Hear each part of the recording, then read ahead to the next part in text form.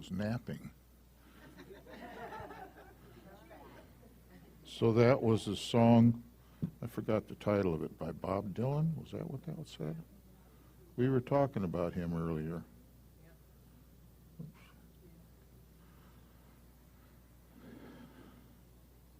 Oh, that's something. I hope that's right. I guess it is. Okay. Shabbat Shalom. Hi. Well, I got this message. Now, you understand, Pastor Larry and I don't talk about what's going to be on each other's message. So I wasn't even remotely surprised to see that he was going to talk about Leviticus 23. So anyway, that's what I think I'm going to talk about. Just seems like the thing. Okay, this is, you might need it twice. All right, this is a Sukkot message for Sukkot 2020. And it's going to be talking specifically about the appointed times of Yahweh.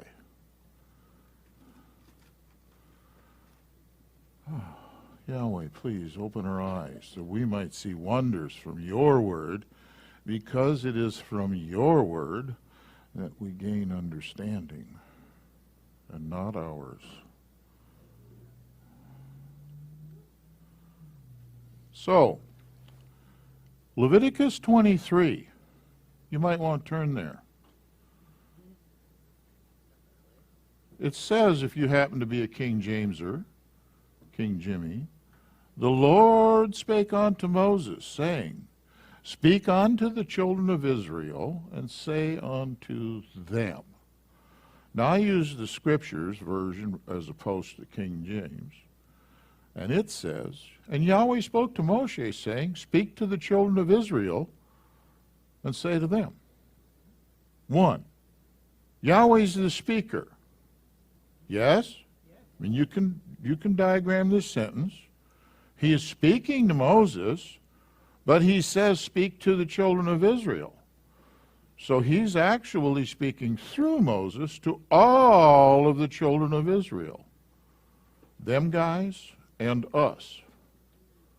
All the way to us. And he's going to talk about the appointed times of Yahweh. Leviticus 23 is addressed to the children of Israel. It is not addressed to the Jews. It is addressed to these 12 guys and their families all the way through history to today and tomorrow and the next day. Do you understand that? So I'm not talking about Jewish special days or church special days. I'm talking about Israel special days. It is addressed to all 12 tribes and sojourners who join themselves to Israel. A sojourner is often called a ger or gerim, is a person who says, I want to be an Israelite. I don't know what my family history is.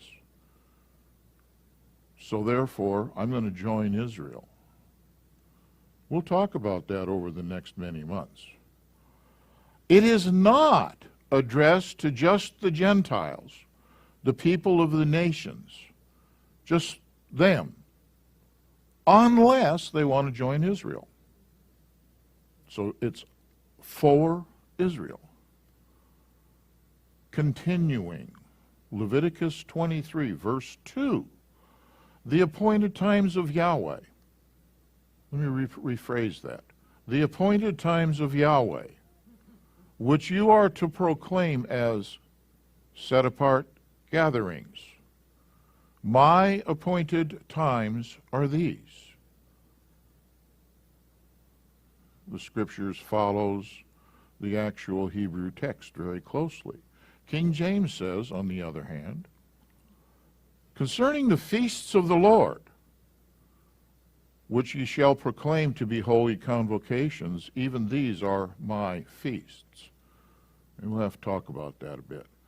Now, I went looking at translations, so I found in the Good News translation the following regulations for the religious festivals when the people of Israel are to gather for worship. And as I read that, I thought, what? That doesn't say that. Be careful what versions you look at. These are not feast days. We use the term feast days a lot, but they're really not feast days. They are specific, appointed times, and I'm going to wear that out. Leviticus 23:2, the appointed times of Yahweh, which you are to proclaim as gatherings. All right? My appointed times are these.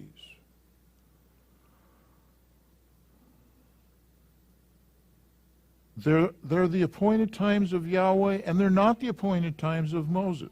They're not Jewish holidays. I know it's going to get called that, and we've had videos right here where they call it Jewish holidays or something like that, and it's just not that. I'm a stickler for using the text correctly because words really and seriously mean stuff. And if you change appointed times to Jewish holidays, well, whatever. You got something different. These are actual appointments. So when we went and looked in the Hebrew text, the Hebrew word that was used is moed. Moed means appointed place, appointed time, or meeting. That's exactly what it means. It's got nothing to do with feasts or holidays or any of those things. It's an appointment. A moed is a scheduled appointment. All right? Not an accidental appointment. Not we're just going to go hang out for a couple of beers or something like that appointment. You understand? It is scheduled. It's written down on the calendar. And it's important that you understand that the feast days that we keep talking about and use the word feast, we really should be saying the scheduled appointments. They're divine appointments. They're from Yahweh himself. So, okay, Leviticus 23, verses 1 and 2, Yahweh's talking to Moses, and he's telling him to tell Israel. He wants to present to his people Israel what his appointment schedule is. He's going to show them his day planner. He's got his calendar. Well, we got some for sale right here. And right on the calendar it says whatever that particular day is. Today it says Sukkot. These are his appointed days. These are special days. He will meet with his people Israel. It's on his calendar. Yahweh will be there on these his appointed days, ready to meet with his people Israel. The doors to his throne room will be opened on those days. Am I making myself clear?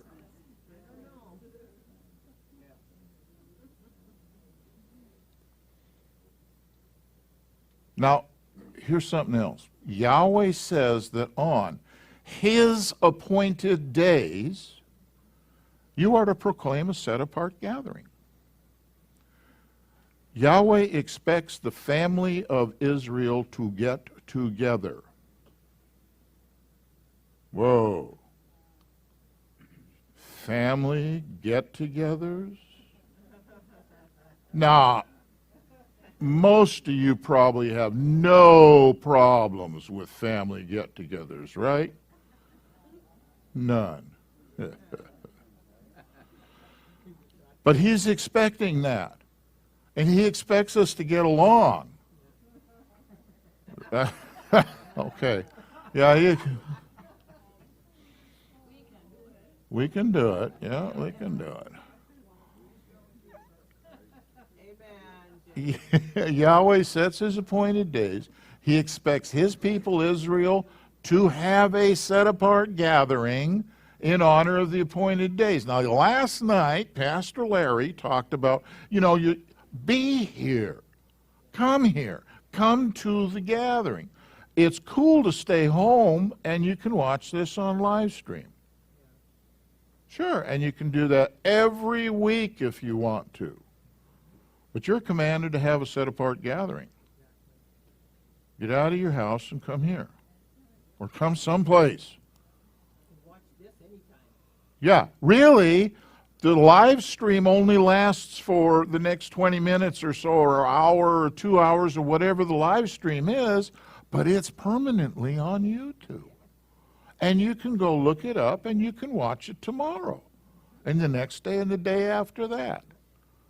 I like watching stuff that's permanently online or whatever, and I can stop it and write down notes.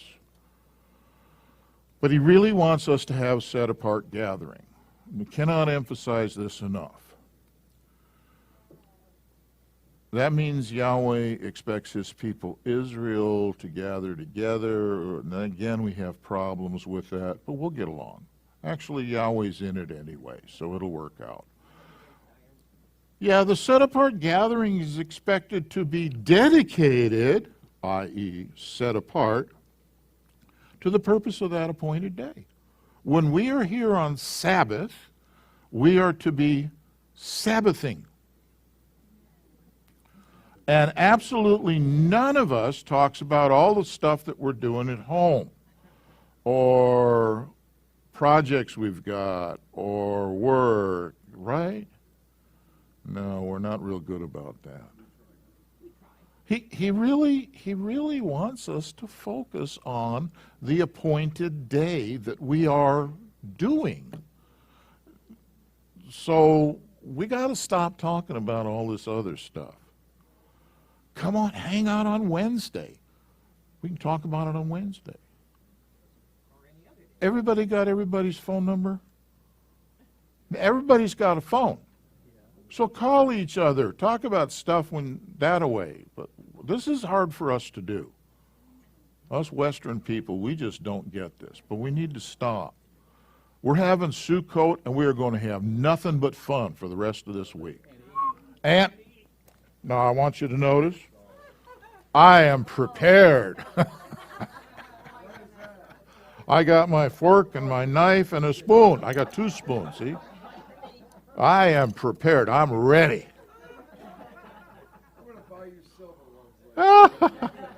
Okay. What we call feast days are actually Yahweh's appointed days. And we can consider these days to be feasts, but they're happy times. I would even go so far as to say that Yom Kippur is a happy time. We know there's a pain involved in it. We're afflicting our being. We're hungry. But we know that there's a joy that comes after. We know those things. So it is all a joyful, wonderful celebration. He wants us to be together. And this is going to be a thing. This picture is going to be a thing that we're going to be able to do. 3 times a year, us men are supposed to go there. We read that scripture about the offering. 3 times a year, we're supposed to go there. Now, when these things come to be, there will be a way to get there without all of the problems that we're stuck with right now. Yahweh's serious. I really mean it. He is really, really serious about these days, and he has set his schedule aside for a special appointment with his people. You understand, he's got a whole universe to run. He's busy. So he set these days on the calendar specifically so he can meet with us. Now, on those days, he isn't doing universe stuff. He's doing stuff with his people. Appointment stuff with us. So this is what we have to look at and see and understand. Now, does that mean that we don't pray every day or things of that nature? We don't focus on him every day? Well, of course we do. But he's going to set down, he's literally going to shut down all his operations for running the universe just so we can meet with him. Therefore, we should shut our junk down, our operations and all the stuff that we're doing, and meet with him. Like, come on. He set it aside. Well, let's do that. Do not take his appointed days lightly. He doesn't, but he's better at it than we are. And it's hard for us to do. But we can do it. We can manage this thing. Now, I'll tell you something. There's evidence of how sacred things are in dealing with his appointments, and it's in Scripture. It was in the Yom Kippur reading. If you look in Leviticus 16, there's just a couple of verses. It mentions the death of Aaron's sons, Nadav and Avihu. Okay, these two guys, now there was nothing wrong with them. They are trained priests, okay? They went through all of the stuff. They were all decked out with all of the proper clothing and so on and so forth, and they knew what they were doing. They had a certificate of completion of that particular course. They were licensed to be priests. They knew it. So, what did they do? So in Leviticus 10, it says that they brought strange fire before Yahweh. Now, what they really did is that particular fire that they made, whatever it might have been, maybe they used a different incense or something or another, whatever, they were not commanded to bring it at the time that they brought it. And they thought, well, you know, we know how to do this, so we'll just mix something up and we'll wander in there on whatever day we feel like, and we're fine. And that got them killed. It's serious. Yahweh's special place, you just can't walk into the tent of meeting and do whatever you want. The tabernacle. The tabernacle is a real sacred place. It is not called a tabernacle in Scripture. You know that? We just call it tabernacle because that's a cool word. No, it's called Ohel Moed. Ohel means tent in Hebrew. Moed, we already saw, it's appointed time. It is the tent of appointed time. Therefore, people just don't go walking into it whenever they feel like it. This place was super sacred. Even the guys that were in there couldn't just go whatever and do whatever. The guys that went inside and they attended to the menorah, they had to dress special. I mean, you just don't go in there and, you know, whip out your bick and light it, whatever. There were things that they had to do. Changing the bread on the table, the incense, the altar of incense. Those things were serious. And they did not go look behind the curtain.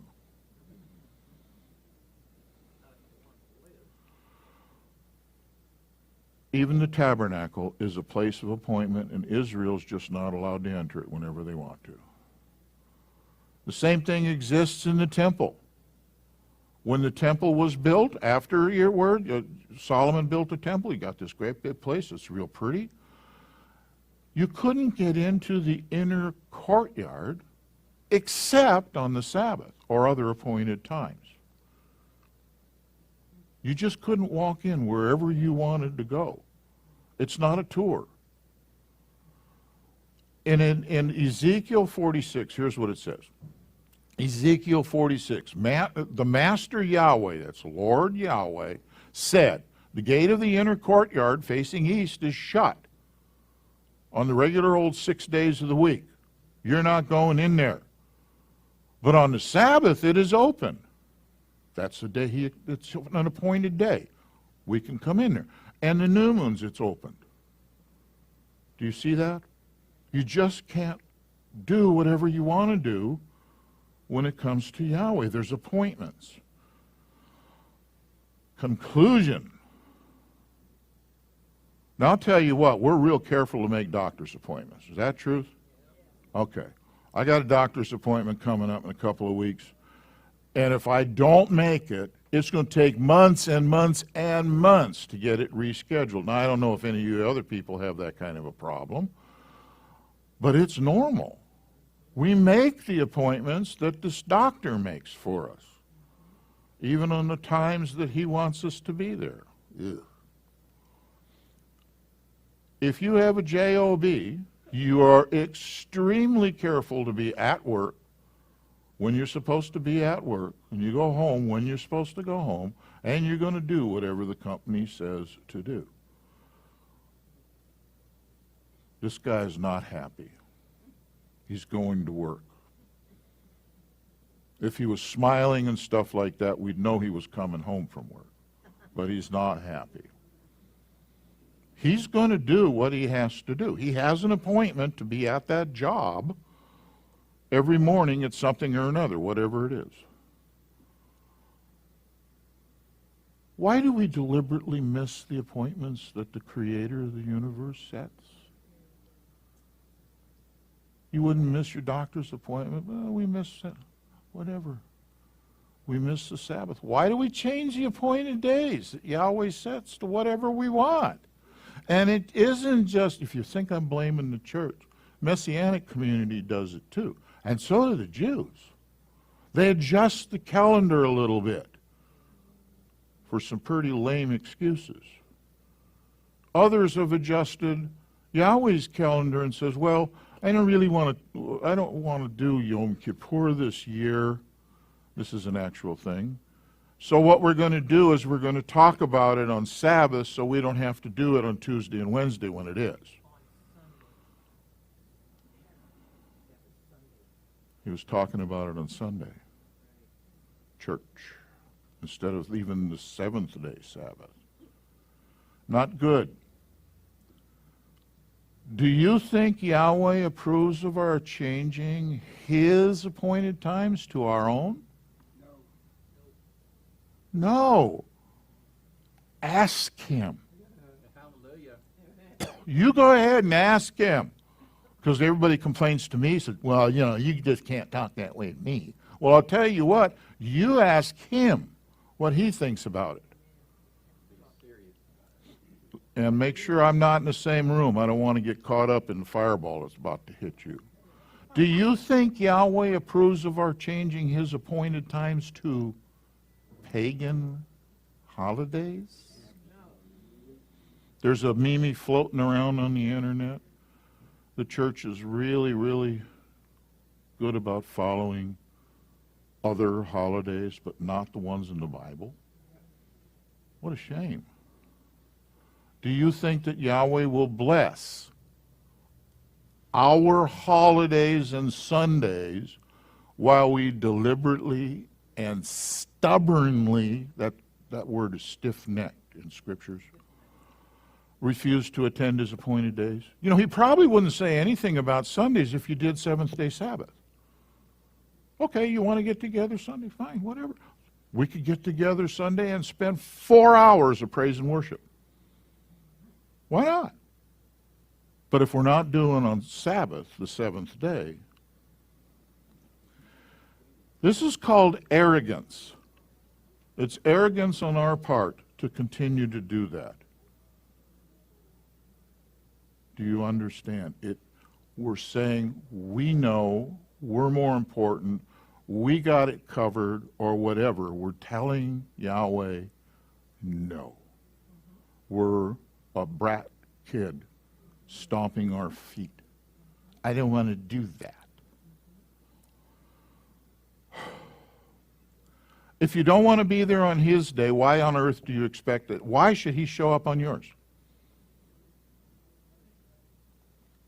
Sooner or later, this is for the individual. I'm not talking about this big corporate thing. I'm talking about each individual person out there. You're going to have to make a decision to follow Yahweh or not. Everyone in this room has done that, is doing that. You make the decision now because there might not be an option later. It might be, this time's up is coming. Do you read your scripture, blah, blah, blah, blah, blah, blah, blah, blah, blah, blah, blah, blah, blah, blah, blah, blah, blah, blah? Is that what you see? He says, these are my appointed times. Do it, is what he's asking. Now here's the problem. We were children when we were first lied to. We were young in the faith. We were newbies. Some of us, we were kids. I mean, we actually were 7, 8, 9, 10-year-old kids. And we fell into it, and we began to believe it, and we thought, this is true, but we can't find what they're saying in our book. Some of us, it will be impossible to change. I know this. I've talked to some people, and they will not give up their thing. On the other hand, others are like, wow, you're right. And then they join this, and they have no idea what we're doing. So it's our job to help them move to the next step. And don't throw them out, One of the things I hated about the church, and I didn't even see this until late. I was an old man when this stuff started happening. Well, you get somebody saved, and then he gets away from the altar, and he stands there and says, now what? And there's nobody around to hear it. Well, what do I do? Serve the church. Yeah, serve the church. Well, what can you do? We're going to give you a job. What do I do? So we should not be guilty of that. Take that person and this is what you can do. Well, how do I do Sabbath? Whoa, that's a question. Everyone in this room has gone through changing their lifestyle. Yes, that's right. Show them how to do it. Don't forget, it is Sukkot, an appointed time, and Yahweh commands you to build forts.